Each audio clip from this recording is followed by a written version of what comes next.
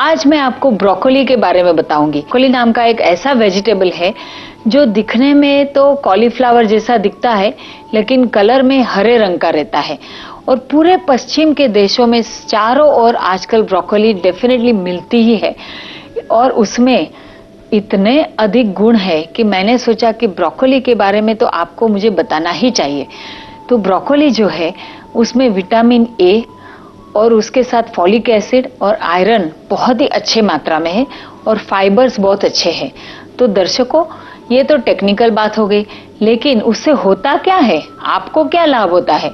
तो जब vitamin A अच्छी मात्रा में हो तो आंखों की रोशनी बढ़ती है, खास करके नाइट ब्लाइंडनेस, या तो छोटे बच्चे में चश्मे आ जाना, या तो मैक्यूलर डिजनरेशन हो जाना, ऐसी चीजों में ब्रोकोली की वजह से या जिसमें भी विटामिन ए ज्यादा हो उससे बहुत ही लाभ होता है। अच्छा, फॉलिक एसिड जब ज्यादा होता है तो आयरन, वेजिटेरियन लोगों में आयरन की कमी, हीमोग्लोबिन की कमी या खून की कमी, ये बहुत ही कॉमन चीज है।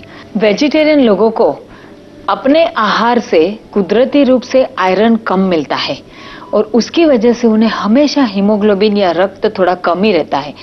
तो ब्रोकोली के अंदर जो फॉलिक एसिड है उसकी वजह से खून बढ़ता है और आयरन की कमी दूर हो जाती है। तो ये हो गया एक और प्रयोग। और साथ में जब फॉलिक एसिड ज्यादा होता है तो हमारी इम्यूनिटी बढ़ जाती है। इसलिए जो बच्चों में बार बार सर्दी, कफ या किसी को हे फीवर होना, तो जिनको इस प्रकार की टेंडेंसी हो उनको अलग अलग मात्रा में हे फीवर होने की सीजन से पहले 1-2 महीने पहले ही ब्रोकोली खानी चाहिए। तो उससे उनकी इम्यून सिस्टम बढ़ेगी और हे फीवर आने की संभावना कम हो जाएगी। और फाइबर्स ब्रोकोली में जो ज्यादा है उससे कोलेस्ट्रॉल कम होता है।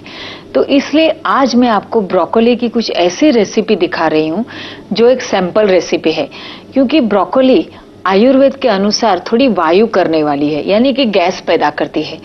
और ज्यादा पकाएंगे तो ब्रोकोली का स्वाद उतर जाता है, और कच्ची खाएंगे तो इतना गैस बनता है कि आप हजम ही नहीं कर पाएंगे। इसलिए ब्रोकोली आयुर्वेदिक तरीके से बनाए ताकि वो हमें हजम हो और साथ में उसके अधिक लाभ हमें मिले। तो उसमें आपको वायु कम करने वाले मसाले मिलाने हैं और वायु कम करने वाले ग्रेवी मिलानी है।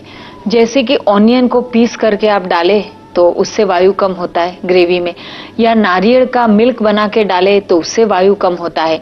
तो इस प्रकार से मैं एक सैंपल रेसिपी आपको दिखा रही हूँ ताकि आपको ये पता चले कि मसाले के इस्तेमाल करने से किस तरीके से हमारा आहार जो गैस पैदा करता था वो गैस ना पैदा करे, या पित्त करता था वो पित्त ना पैदा करे। तो ब्रोकोली को स्पेशली गैस पैदा करने की टेंडेंसी होने से हमेशा वायु कम करने वाले मसाले उसमें मिलाए। तो 1 चम्मच ऑलिव ऑयल ले, उसको गरम करें और उसके अंदर हींग 1 चुटकी, लहसुन की पेस्ट आधी चम्मच, गरम मसाला 1 चम्मच, तेज पत्ता या जिसे हम बे लीफ बोलते हैं वो 1 डाल दीजिए।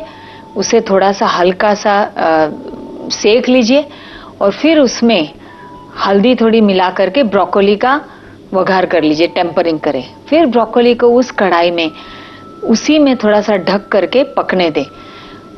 ब्रोकोली को हमें एकदम नरम गलने नहीं देना है और कच्चा भी नहीं छोड़ना है। तो जब ब्रोकोली हम अपने तावीथे से, मतलब उसकी जो स्पून है उससे थोड़ा सा उसे काटे और कट जाए तो समझना कि ये पक गई है। लेकिन वो दबनी नहीं चाहिए, उतनी नहीं पकाना कि दब जाए। जब वो पक जाए तो उसमें थोड़ा सा नारियल का दूध, यानी कि आधा कप से 1 कप कोकोनट मिल्क मिला दे। यदि किसी को कोलेस्ट्रॉल हो तो कोकोनट मिल्क ना मिलाए, उस समय फिर आप ऐसे ही सॉटेड ब्रोकोली खा सकते हैं। तो नारियल का दूध आधा से 1 कप मिला दे, और फिर ये जो सब्जी बन जाएगी वो खाएंगे तो उससे गैस नहीं पैदा होगा, क्योंकि ब्रोकोली थोड़ी वायु कारक है, और उसकी वजह से आंखों में रोशनी बढ़ेगी, कोलेस्ट्रॉल कम हो सकता है, आपको इम्यून सिस्टम बढ़ सकती है, और महिलाओं में ब्रेस्ट कैंसर होने की संभावना बहुत ही घट जाती है। तो इतने सारे लाभ ब्रोकोली खाने से होते हैं, लेकिन उसे हमेशा बैलेंस मसाले डाल के खाइए, नहीं तो वायु बढ़ जाने की वजह से कभी कभी आर्थराइटिस हो सकता है। तो फिर मिलेंगे ऐसी फटाफट टिप में अगली बार। नमस्कार।